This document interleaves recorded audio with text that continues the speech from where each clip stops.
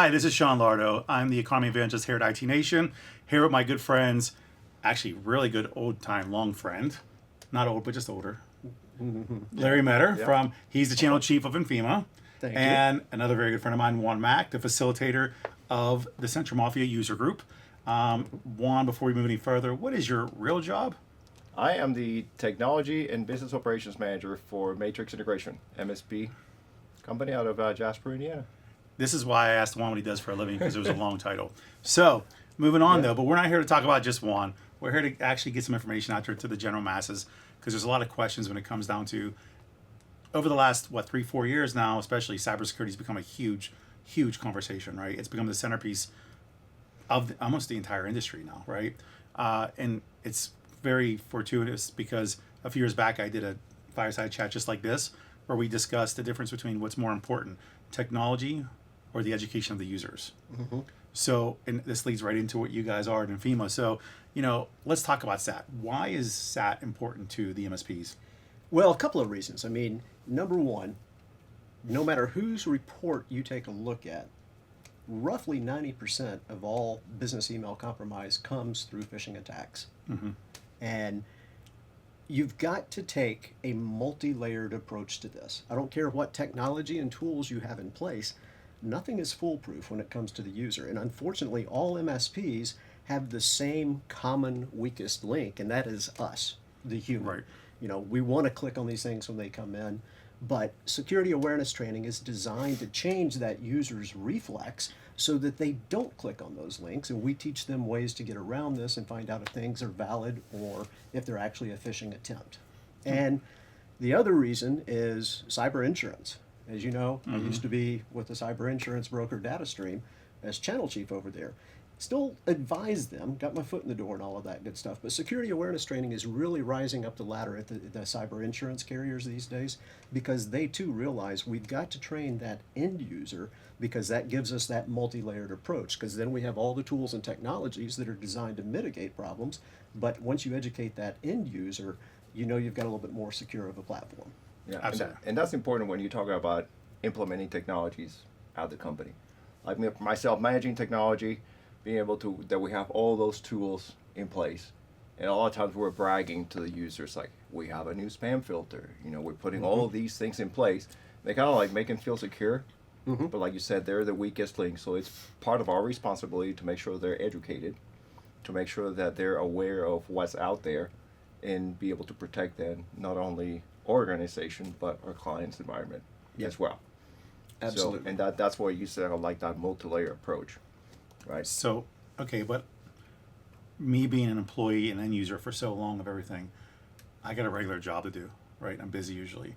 And historically speaking, this type of training becomes very cumbersome, right? Mm-hmm. So a couple of things first off, and I'm going to start with you, Juan. Even, how much do you invest in making it simple for me to educate myself? Because it's different when you're the practitioner. You pay attention to it. It's different as a sales rep or a marketing rep or whatever, right? Or any regular average Joe that's not the security person. So how much do you guys really invest, like, between, not just monetarily, because that's a whole separate conversation we have forever, but time and effort? Yeah. Oh, yeah. That's I thought what you were going to, like the time investment. Absolutely. So keep it short, simple, and just to the point. Mm-hmm. Typically, 5 minutes, 8 minutes. After that, you're just gonna lose, the interest. You can do longer. We do use longer ones for new user enrollment, because we want them to be really prepared. But then you just roll that out 5 minutes once a month, and then on top of that, you're testing them. So it is not time that they're going to spend learning. Now you're going to test with those phishing attempts. Mm-hmm. Purposely driven.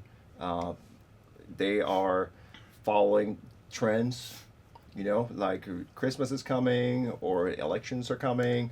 All those different messages that, cyber attackers are really going to leverage. That's the hook. That's what you want to send out there, because that's when you're really going to test your users to see if they're actually learning what you're providing to them. Gotcha. Yep. What is the suggestion from you all to MSPs, not even just MSPs, I mean all end users, right? All end user companies, as to what they should be investing in this? Yeah, I mean, the good thing is, at least over this past year, we're hearing, talking with MSPs at various events that we go to or doing things like this, that the end clients are starting to take this a little bit more serious, and they're implementing things within their business to, you could call it gamification if you want. You know, they're doing things like that to try to set a level of competitiveness within their employees, Right. which then, everybody's got a little bit of a competitive streak. Some have a big one, some have a small one, but still, getting that gamification in there and creating some type of competition, people don't want to finish at the bottom. I've even heard one MSP say that they've got a client that has taken things so seriously. It was a financial services client that upon, and I don't remember what the number was, but X number of failed phishing simulations could lead to corrective action and could potentially lead to that employee losing their job because they are taking it that seriously. So to me, it's refreshing to hear that clients are starting to take this seriously. But what Juan just said, you've got to keep it interesting. You've got to keep it relevant. You've got to keep the content current. Look, some people like video. We do a lot of click to progress type security awareness training. Sure. We do some videos as well because we try to mix things up. But, I'm guilty of this when I've worked for other companies and had to take them myself as an end user. I was like, oh, this is just a pain. Watching the video, I'd start the video, but, I may go get up and get a cup of coffee, realizing that most likely I can pass that at the end of it. If not, I'll just have to take it over again. Right. And I don't think you really learn from that. We think, from, the click to progress stuff, the way that we do it, a much higher rate of retaining that information, which is exactly Sure. what you want, because again, like I said earlier on, that leads to changing that user's behavior. Yeah. Which And- is fair. Yeah, and that makes it a lot easier for like companies like us. So we do have this in place, and we enforce it. For us, it's mandatory. Yep, It's it should mandatory be. that you take your security awareness training, and on the phishing attempts, we do report on that, kind of like gamification, right? We make fun of it if somebody clicked on it. It's most like the wall of shame, Yeah, exactly. The wall of shame. I love that. You should literally have it on the wall at the office and a virtual, like, digital graphic with who's on there. Yeah. Yeah. Well, think about, like, I watch a lot of, we watch a lot of football. You don't. And everything for us, one of the most exciting things about watching football is stats during the game. Yeah. Of who, Yeah. where they place. First running back to ever do this, or worst completing percentage since 1925. And you start looking at that stuff. So if you could do something along those lines, Yeah. Actually, I would love to have like a real-time ticker Yeah. at the office. Like, That would be fun. Juan Mac just failed his test miserably. And just to clarify, I watch real football. Oh, no, you don't. Football. No. Yeah. Well, no, just because you say football, it's like foosball. No. Yeah. So, okay, so Let's get off track. Never. Never, no. Squirrel. Let's get into, okay, so everything sounds so great, right? It's amazing, right? Now, but realistically, though, I kind of touched on it before about investing time into this and whatnot, what it really requires for Yeah. success. So what are the challenges when it comes to SAT? Would you like me to jump in on that, or you want Let's to? start with one. You want to talk What about are the your challenge- challenges? like, 'Cause yeah, I've- Yes, I can talk about like Oh, I know that you can talk, my that's for sure. my challenges. For an, Wait, say, no. I can talk about my challenges. Yes, hold on. Can we get a couch in here? exactly. Kick your feet up. Lay down a bit. Let's talk about it. Yeah, so from an internal perspective, me managing our team, our employees, because I always sound like they are my clients Sure. inside of Matrix. Stop. Stress that real quick. My Stress exactly employees- that. My employees, our employees are my clients First. first. Yes, that's how I always, treat them. Yep. Same level. I'm responsible for the technology and security of the organization. At the end of the day, I'm the one they're going to, pat on the back or kick on the butt. So what I'm looking for is something that is really easy to manage, because I don't want to spend time, first of all, like deploying it, thinking about like what kind of topics are we going to send out, what happens when we have a new employee, what do I need to do in order to onboard them, what happens when somebody clicks, did everybody complete their security awareness training, okay, and it's manual, so you have to go through that. So it's time that I am spending doing that, making sure that, again, everybody stays secure. And then if you replicate that to all of our clients as an MSP provider, that is time that our team might be spending. So so we can make it as easy as possible, for organizations, for ourselves, for our team. That is one of the key elements. So there. the challenge is time. Time. Allocating time to what people, and this is why I made you stress about them being your clients. Typically MSPs struggle with understanding whatever they're delivering to their customers, they have to deliver to themselves first. Yes. Yes. They Yes. all, I mean, just because you're on it, you're constantly, We are our client. yeah, you have to be your own help desk. Yeah. You got to drink your own Kool-Aid. Yeah. So Juan, how many hours does it take in a month for you to ensure that SAT is implemented and everybody's up and running for your own MSP? Yeah. Right now, roughly around like 4 hours, and it's making sure that everybody is in, that we have the content that is going out, and then when the training is completed, then make sure that everybody completed that training. So you're averaging 1 hour a week almost. Yeah. That's fair. Yeah. That's fair. All right, Larry, now from your So- side of things, what's the average? What's the downfall? What's the challenges of actually SAT being implemented or being used, or just the struggles behind it? Yeah, I mean, a lot of what Juan just said, and that is time. Time equals money for all MSPs. Yes. And in talking with MSPs, again, what I hear all the time is their team is spending way too much time managing this platform. They shouldn't become a platform manager. They should have a tool that comes in there and does it for them. That's why they use all of these tools. That's Sure. why they hire experts in various segments of cybersecurity, just like us in security awareness training. They want something that is easy, number one, easy to set up, and then number two, something that they don't have to sit there. I mean, if you had a tool right now that gave you the peace of mind knowing that it's going to run, knowing that those campaigns are going to go out, know that the user synchronization is happening automatically, you don't have to do any of that. You don't have to do any allow listing of domains, different things like that. You don't have to generate the reports. Would that save you time? Absolutely. Absolutely. So I think you would go Yeah. from spending 4 hours to considerably less. Yeah. And that's exactly what we do. I love that.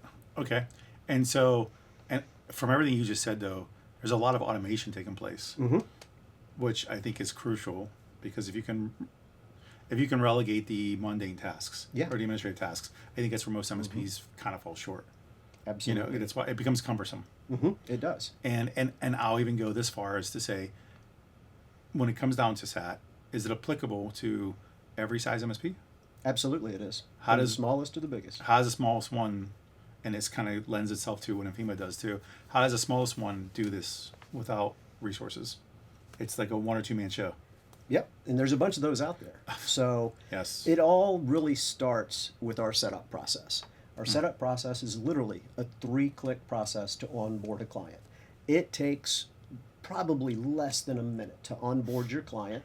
From there, you can make a couple of settings, but really from there, it is set it and forget it. They don't have to come back and do anything.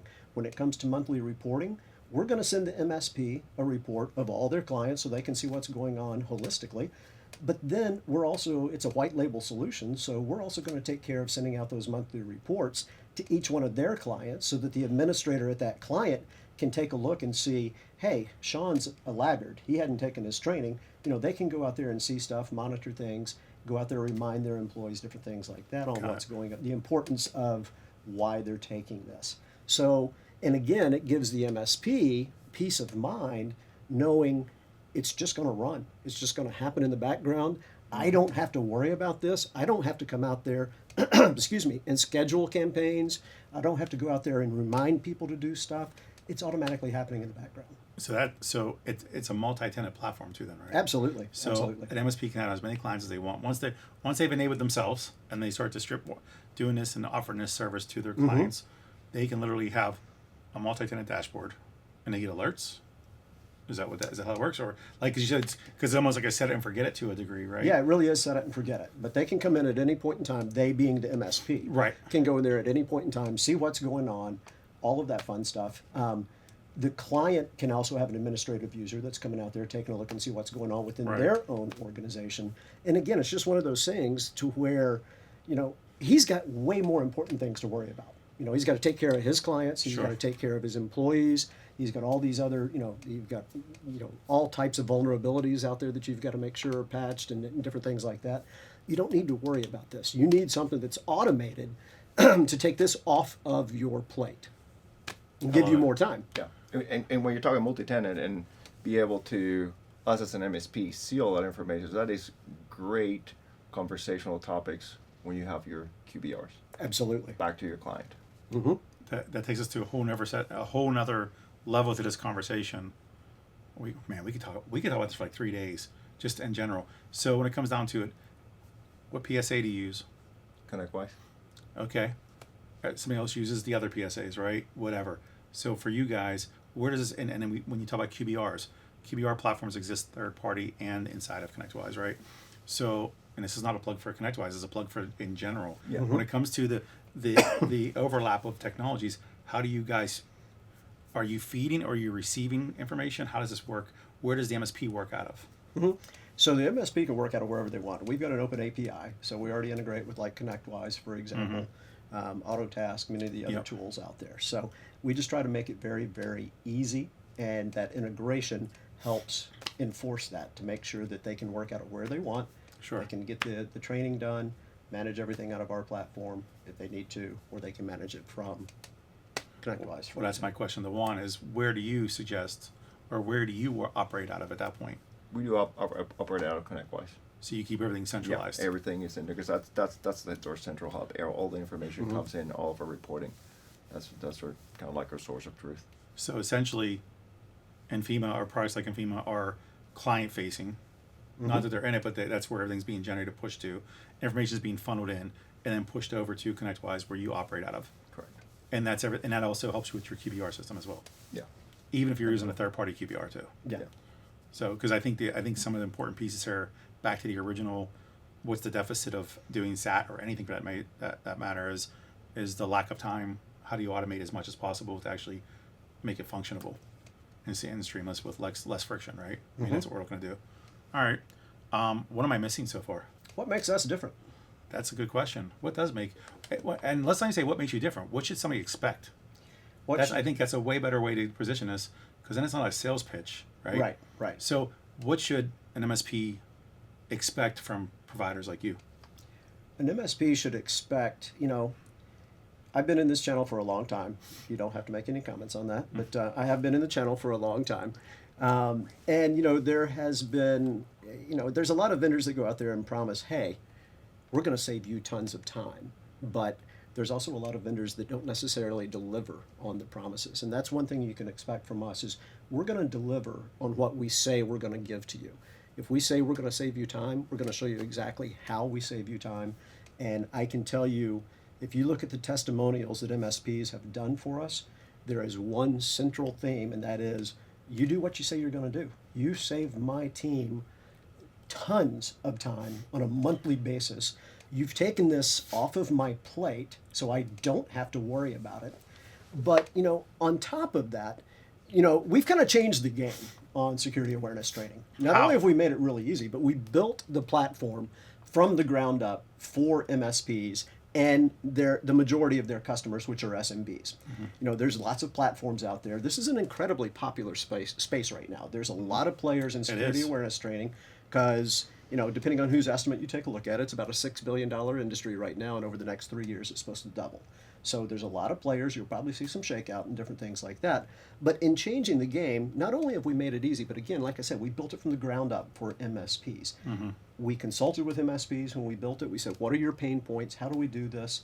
We had several external advisors coming in, like Matt Lee and some others, kind of telling us this is what an ideal solution would be, and we listened to them. So we built that platform for MSPs. But the other thing that we did, our two co-founders, Joel Cahill and Kevin Geyer, they were old college roommates. They came back together after several years. After graduating from college, they each went their separate way. Kevin went to the Department of Defense. Joel went to Wall Street, but they kind of came back together and said, hey, let's do something different. And so they put this platform together. But what they did at the onset was they just didn't throw it together. Again, they consulted with people, but they also talked to behavioral psychologists at the University of Florida to study how do people retain information, how do people learn. And they also talked to cybersecurity specialists as well. But they merged all of that together, and that's how we came up with what we do. We keep that content fresh. We keep, like I said, the click to progress training that we typically Sure. do. We do have some video-based training. But again, everything that is built into our platform is designed to change that user's reflex when they get a phishing simulation. And the really cool thing is, and I'm happy to show you anything, I've got MSPs that are like, holy cow, your stuff flat out works. Not only does it make our life easier, we're seeing the scores of our clients get much better. Even though we've used other platforms in the past, we've always seen people kind of lagging behind, but now we're seeing true difference in how people are retaining this information, and we're seeing those click rates go down. When you look at the hierarchy of cybersecurity, and you touched this earlier, which was cyber insurance, right? And and the way I envision it is cyber insurance now is they rule everything, right? They do. They do. They've set the precedents, the rules that because nobody has before. And they're not going away. And then the next step below that is compliance and governance. Yes. Right? So you guys fall right below that because you're the ones you guys are the ones actually supporting the initiatives to do what's required. Right. Right? So and I'm assuming one at your MSP you guys have cyber insurance now because it's required now basically. So do you see that flow being exactly the same as what I said? Absolutely. And we were just talking about earlier about we're also SOC 2 compliant, and that's another requirement. It's we have to prove to our auditors, that what we're doing. So that's part of our audit. Make sure that we're providing the training for all of our employees, and that they're actually going through it, taking it. If they don't take it, what's the action plan?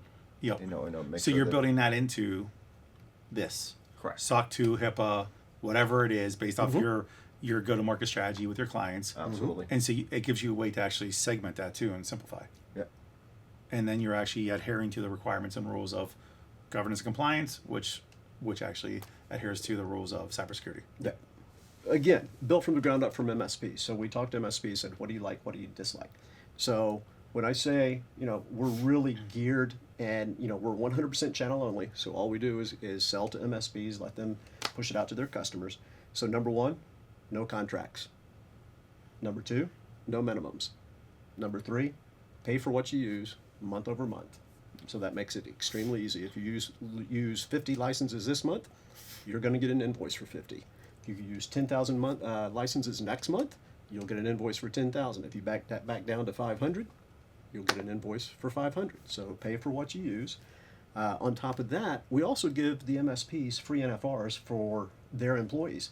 Because again, we believe that you've got to drink the same Kool-Aid that you're selling to your customers. So we want you to use our platform to test your employees. Let me help you with this. What's I that? believe Juan said exactly the same thing as what he looks for when he does this is they have to take care of his clients first, which is his MSP. Absolutely. Yeah.